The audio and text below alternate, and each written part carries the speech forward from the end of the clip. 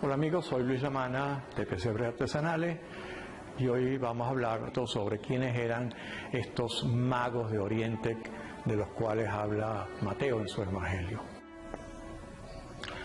Cuando no existía electricidad, no había televisión, no había radio, no había internet. ¿Qué hacía la gente de noche? Observar las estrellas. De tanto verlas, la gente se dio cuenta de que no siempre la estrella salía por el mismo punto.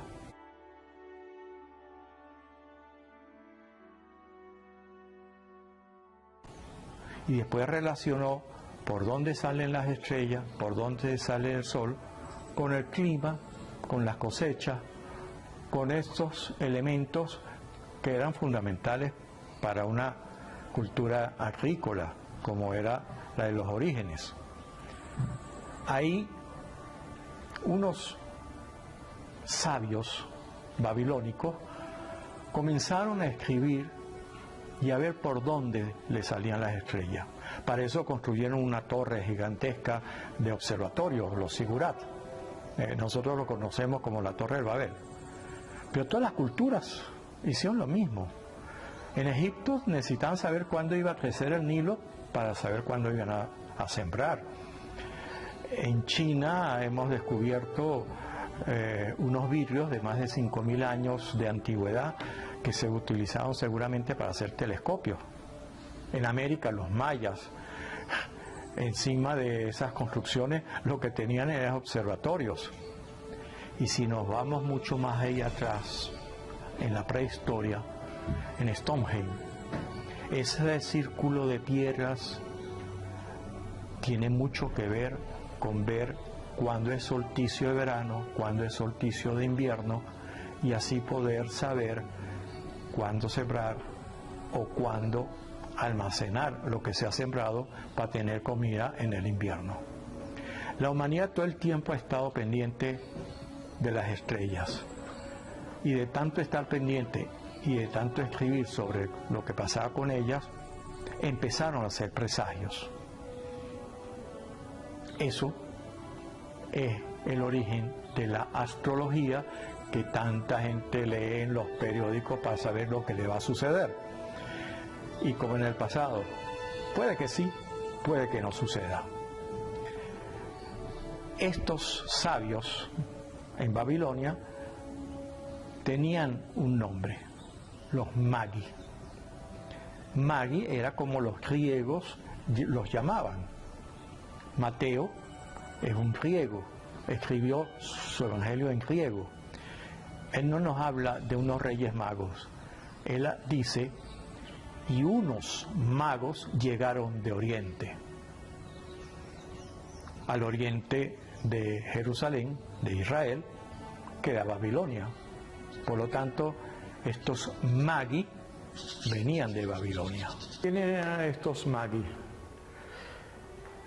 Ese término magi es el término utilizado por los griegos para denominar a los sacerdotes de Zoroastro babilónicos. Tenían fama de astrólogos, porque escrutaban las estrellas desde los Zigurat. Heródoto en el 100 a.C. Menciona que esos magi eran una de las tribus, de las 6 tribus del Imperio Medio, en que se dividía el Imperio Babilónico.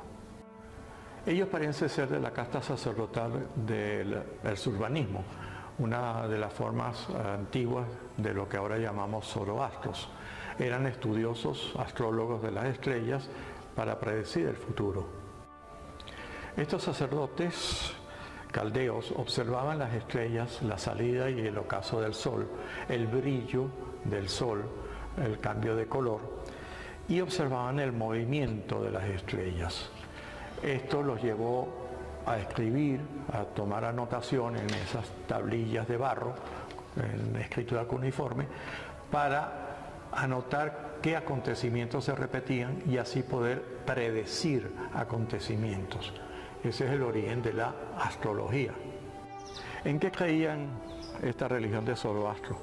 Es una religión que influyó mucho en el judaísmo.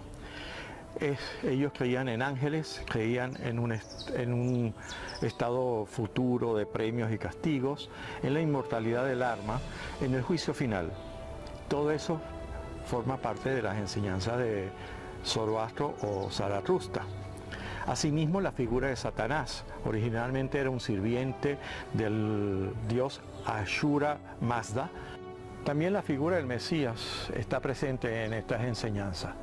Originalmente era un rey de Israel para después de Daniel, el profeta, convertirse en un salvador universal. En eso se estaba asimilando a un personaje llamado Shao Xiang de esa cultura persa iraní. Otros puntos en común en estas religiones es la inscripción en un libro de las acciones de los seres humanos, la idea del juicio final, la resurrección, la transformación final de la tierra en un paraíso. Y es curioso que el relato del Génesis y el relato de Gilgamesh sean babilónicos, sean prácticamente el mismo relato de la creación del mundo. Algunos estudiosos a finales del siglo pasado consideran que las bases del judaísmo tienen mucho que ver con esta religión babilónica persa. Recordemos que el pueblo judío durante 300 años estuvo preso en Babilonia. Este dualismo religioso está presente en el Zoroastro y en la religión judía. Recordemos que el fundador de la religión judía, Abraham, era una persona caldea de la ciudad de Ur y que por supuesto traía toda esa bagaje ideológico con el cual habla de un solo Dios que es el creador de todas las cosas sobre la tierra. En el siglo III, Cleostrasto en la ciudad de Tenedos, un filósofo griego, hace todo un tratado sobre la astrología y el simbolismo de los símbolos astrológicos. Eso fue 7 siglos antes del nacimiento de Jesucristo. Todas estas cosas quedaron escritas en tablillas de barro, en esa escritura cuneiforme que utilizaban los caldeos, los babilónicos. Todo nuestro derecho romano está originado en el Código de Hammurabi, uno de los grandes pensadores y reyes de Babilonia. Todas nuestras leyes occidentales, orientales, están basadas en ese código. ¿Fue una estrella en particular la que vieron esos magos o fue una conjunción de estrellas lo que los hizo viajar hasta esa ciudad, hacia Israel, mejor dicho? Estos sacerdotes posiblemente o eran descendientes del pueblo judío o eran personajes importantes por su condición de magi. Por eso es que al llegar a Jerusalén, tanto el sumo sacerdote como el rey Herodes lo reciben. Y fíjense que ellos no están buscando un Mesías, están buscando al rey de los judíos. 67 años antes del nacimiento de Jesucristo, unos presagios en Roma también hablaban de que iba a nacer un nuevo emperador, rey, gobernante. Eso significó que mataran a todos los recién nacidos en ese momento en donde supuestamente iban a nacer. Será por eso que también se le atribuye a este rey Herodes la matanza de los inocentes. No sabemos porque en ningún texto histórico aparece esa matanza como un hecho real. De todas formas, ese gobernante tan miedoso que hasta mata a sus hijos y a su esposa porque teme que le van a quitar el reino, ¿cuál sería la reacción si llegan unos extranjeros preguntando por el rey de los judíos? En el año 7 antes de Jesucristo, Júpiter y Saturno se encontraron 3 veces. Un año después, Marte se une a esa conjunción. Siguió una fantástica secuencia de conjunciones entre el año 3 y -2 antes de Jesús. Saturno con Mercurio, Saturno con Venus, Venus con Júpiter y Venus, Venus con Mercurio. Después, Júpiter, Venus se acercaron tanto que parecían una sola estrella. Desde Oriente, esa estrella estaba sobre Israel. ¿Será eso lo que guió a estos magos a buscar al rey de los judíos? Entonces Júpiter se detuvo en la constelación de Virgo, que visto desde Jerusalén, estaba sobre la ciudad de Belén. Fue una conjunción espectacular para esa gente de esa época jamás vista. Eso presagiaba algo, y ese algo fue lo que guió a estos magos a buscar a este rey de los judíos. Por eso también deberíamos eliminar esa estrella en forma de cometa, porque no había ningún cometa, sino una conjunción de varios planetas que para la gente de esa época eran estrellas.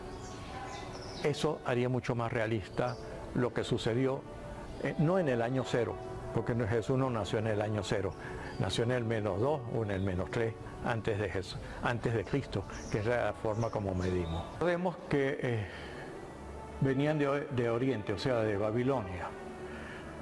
El profeta Daniel fue el que le descifró al rey babilónico unas profecías que nadie entendía, y por eso estuvo en gran estima.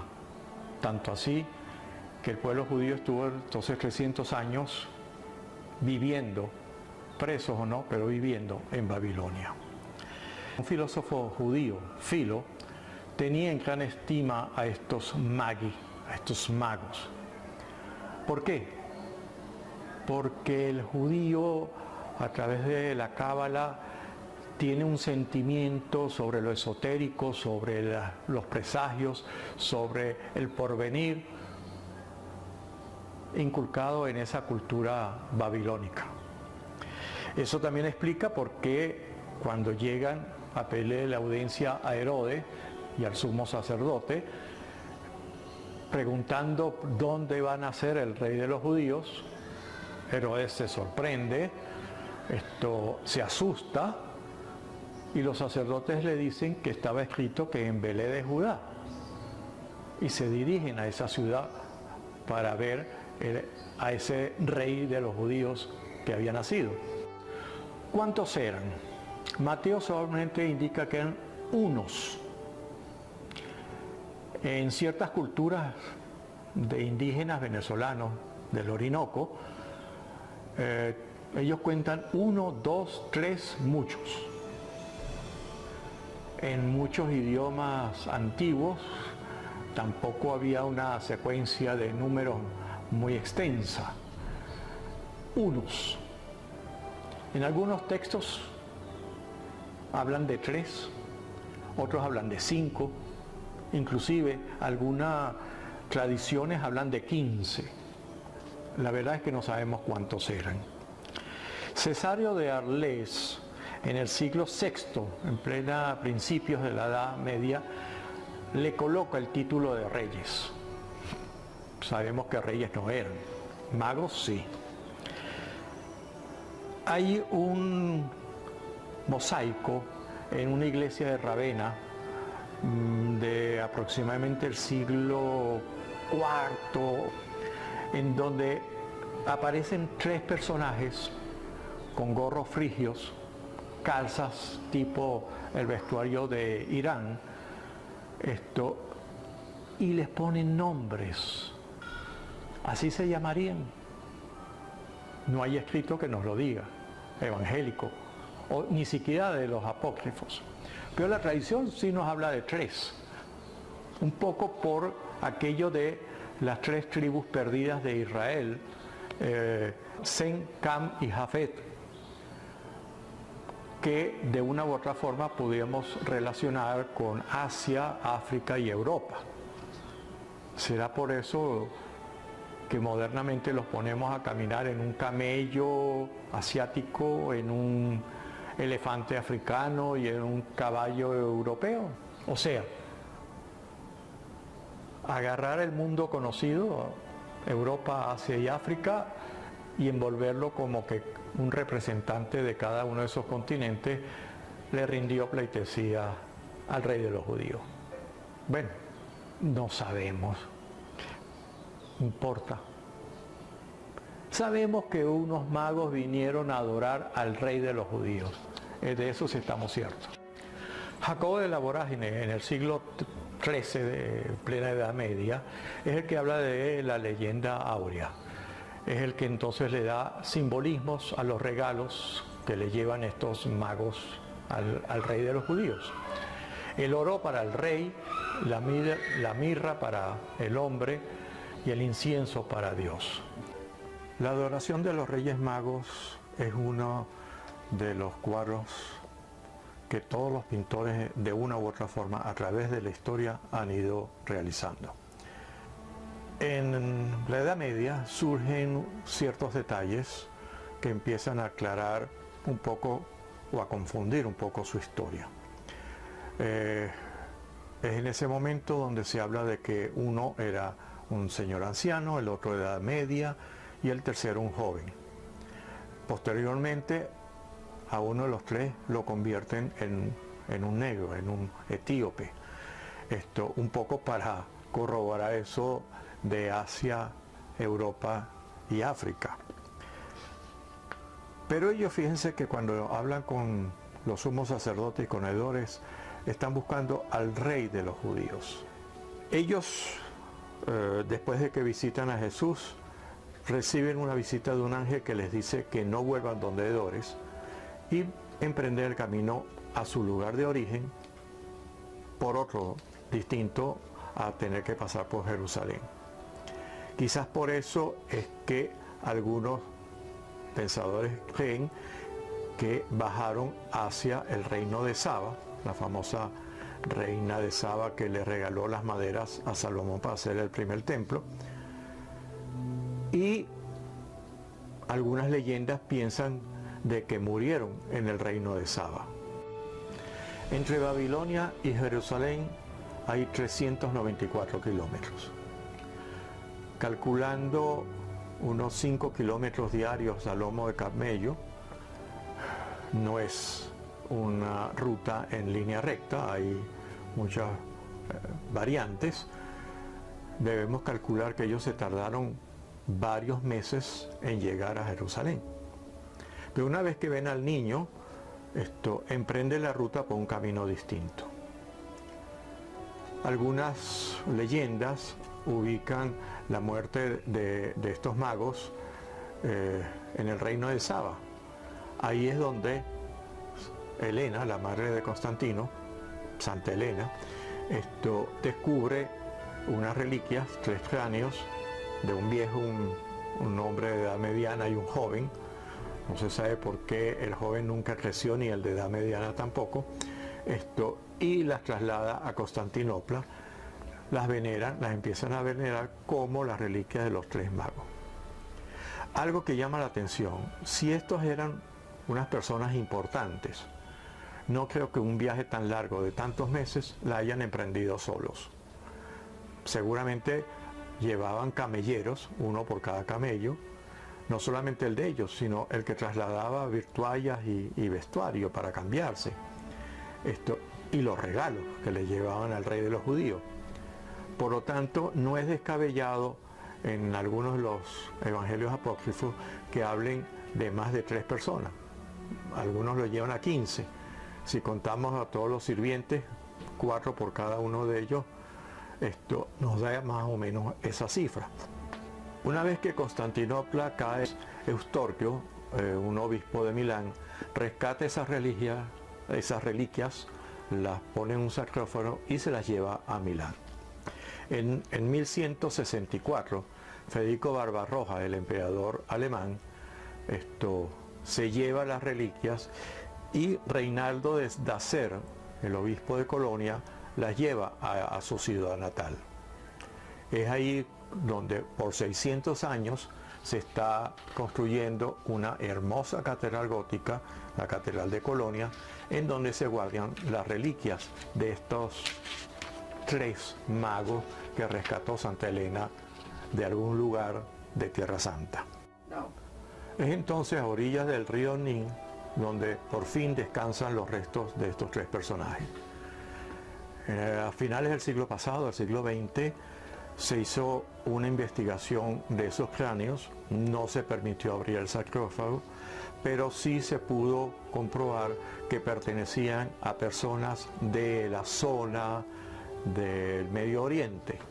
No se pudo hacer pruebas con carbono 14, por lo tanto no sabemos de qué edad realmente eran, si del siglo cero o muy posteriores. En definitiva, ¿eran reyes? Lo dudo.